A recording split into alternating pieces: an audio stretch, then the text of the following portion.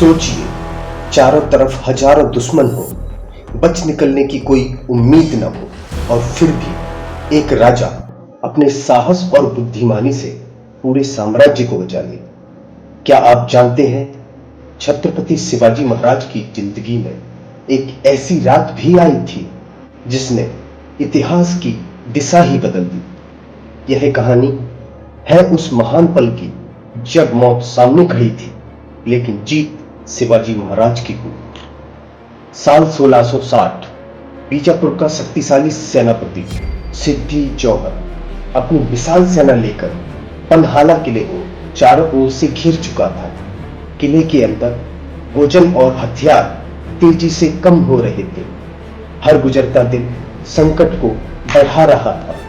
दुश्मन को पूरा विश्वास था अब शिवाजी बच नहीं सकते, लेकिन वे शिवाजी महाराज की बुद्धिमानी को नहीं जानते थे। एक अंधेरी और बरसाती रात शिवाजी महाराज ने एक ऐसी योजना बनाई जिसे सुनकर आज भी लोग उनकी रणनीति को सलाम करते हैं। उन्होंने अपने विश्वसनीय सैनिक शिवा कासिद को अपने जैसा वेश पहनाया। दुश्मन ने उसे ही शिवाजी समझकर पकड़ लिया।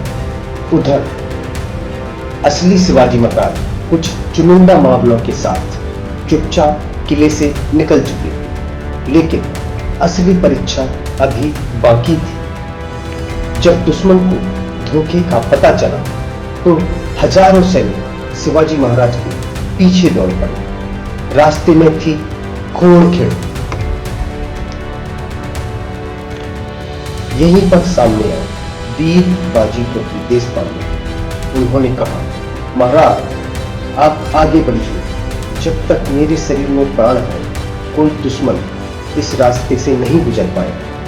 और फिर शुरू हुई इतिहास की सबसे बड़ी लड़ाइयों में से एक। कुछ 100 मामलों में हजारों सैनिकों को घंटों तक रोके रखा।